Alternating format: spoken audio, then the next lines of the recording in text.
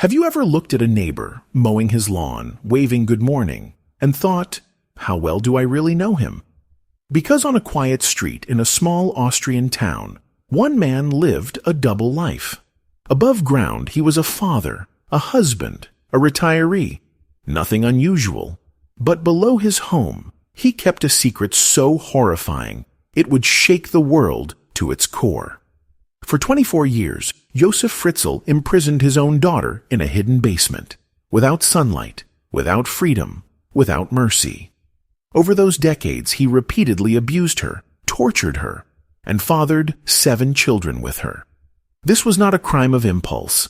It was a life constructed in lies, deception, and monstrous control.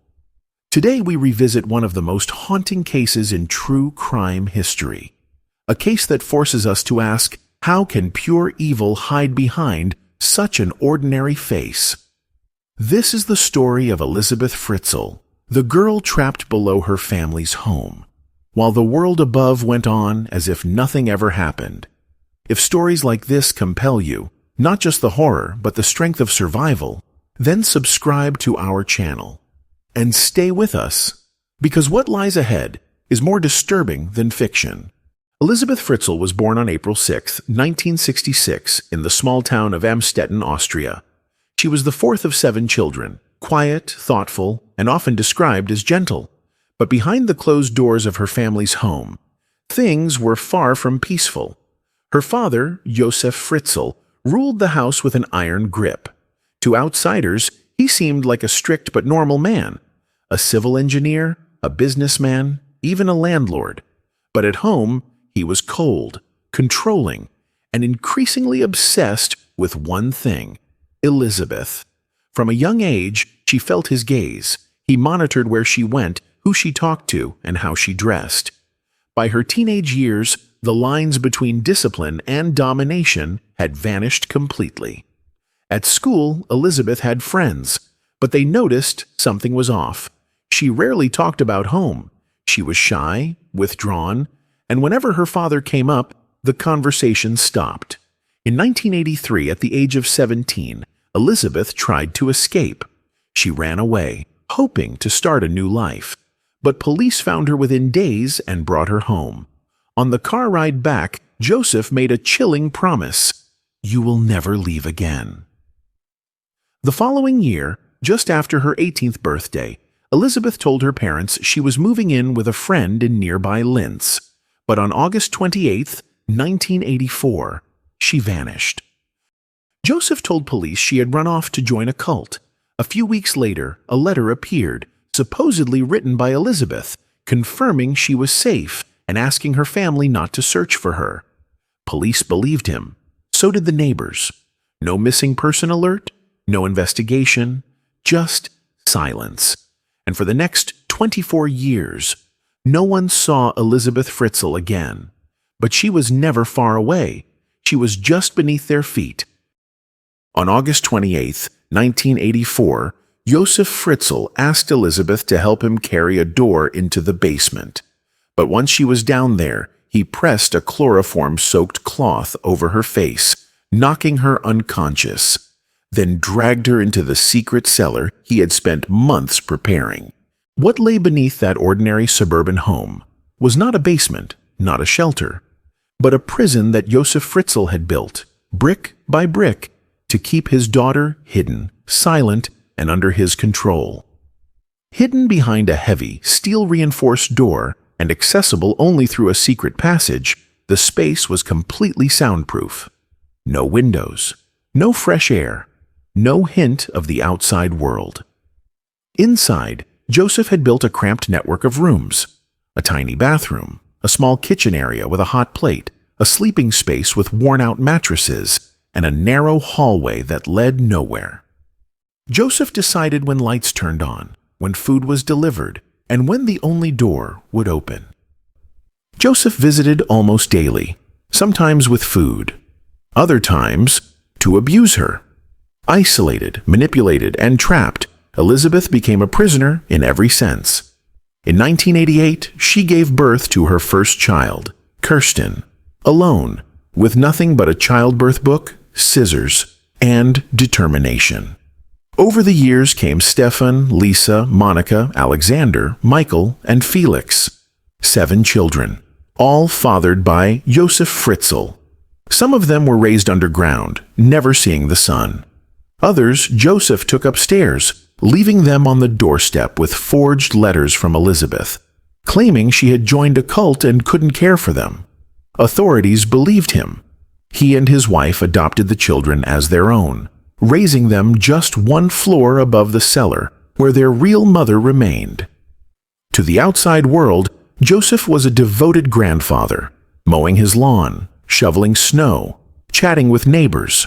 No one asked why Elisabeth never came home, because Joseph controlled the narrative. He dictated every light bulb, every meal, every rule, and every lie.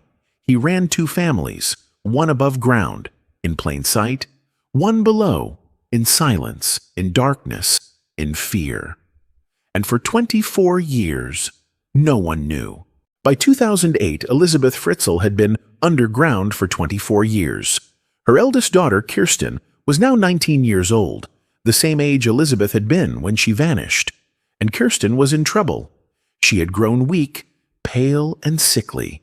Her gums were swollen. Her eyes, sensitive to even dim light, showed signs of malnutrition.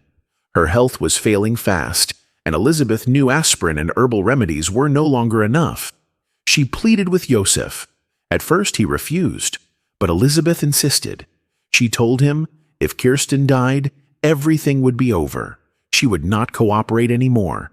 She would stop obeying. Finally, Josef relented. On April 19, 2008, he carried Kirsten, unconscious and barely breathing, up the narrow passageways, through the metal doors, and into the daylight. It was her first time outside in her entire life. He drove her to the hospital in Amstetten and told doctors she had been left at his doorstep by her runaway daughter, who was in a cult. But the doctors needed more information: medical history, symptoms, family background. Josef could not provide any answers, so the police issued a public appeal. They needed the girl's mother to come forward, and deep underground, Elisabeth saw that appeal on the tiny TV in the cellar. She knew the moment had come.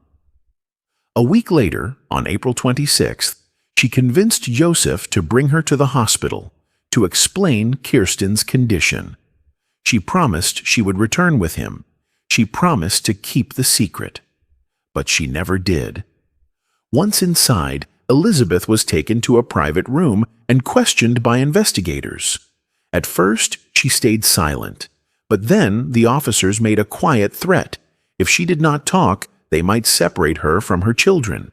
And that changed everything.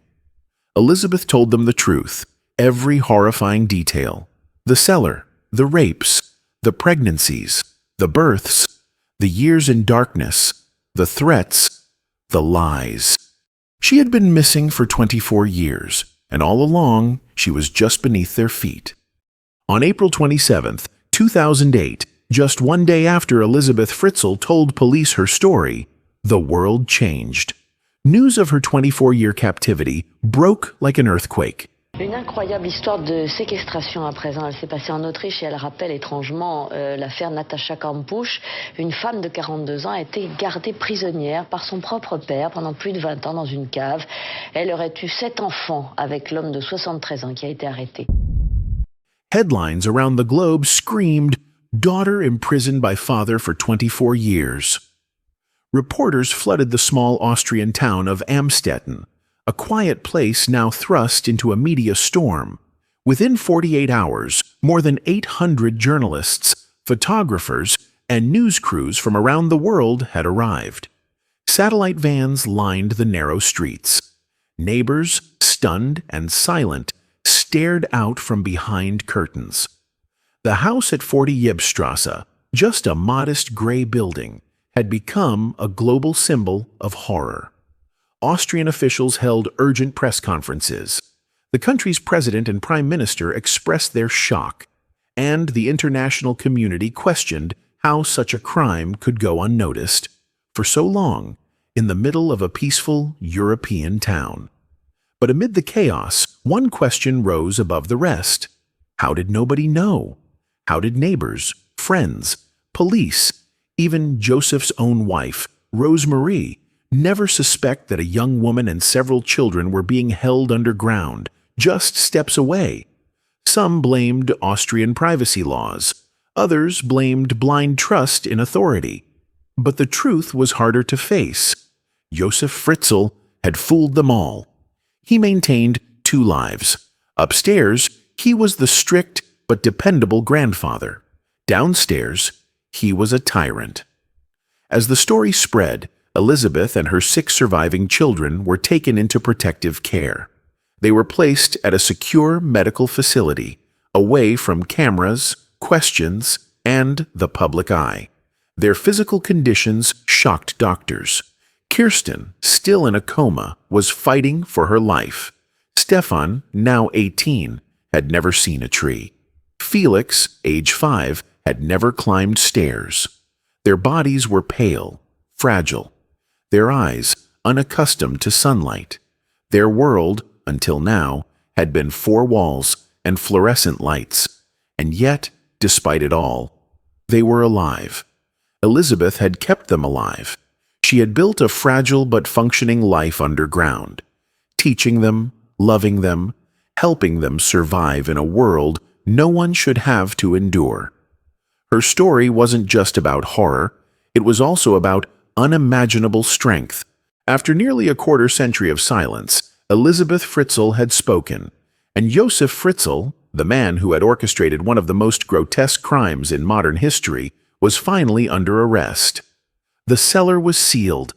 Investigators in hazmat suits descended the narrow stairs, documenting every square foot of the dungeon. What they found was worse than anyone imagined. Moldy walls, low ceilings, makeshift beds, toys covered in dust, and the stifling air of 2 decades without sunlight. The public wanted answers, but Joseph gave few. During questioning, he appeared calm, detached, even polite. He admitted to imprisoning Elisabeth, to fathering her children, but he denied the worst, that he had ever killed anyone. That lie did not last long. Authorities soon learned about Michael, one of the twins born in 1996. He had difficulty breathing after birth.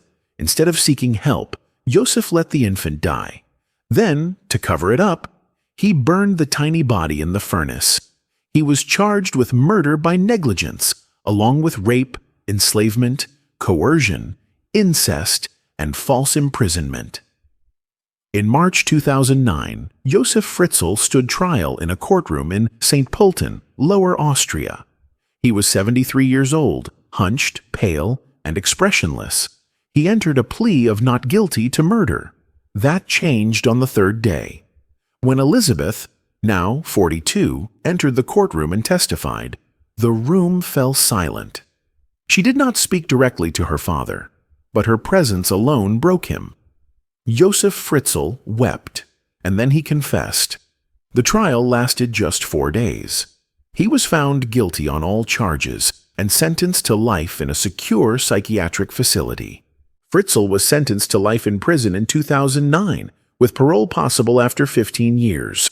And now, in 2025, he seeks release, claiming old age and poor health. If freed, he hopes to return near his former home in Amstetten, though no family or friends want contact. But justice, if it can even be called that, was never the full story, because this story was never truly about him. It was about Elisabeth, a woman who endured the unthinkable, protected her children in total darkness, and, when the moment came, led them into the light. If you found this story important, not just for the crime, but for the courage, please subscribe, like, and turn on the bell. Thank you for staying with us through the darkest corners of this case.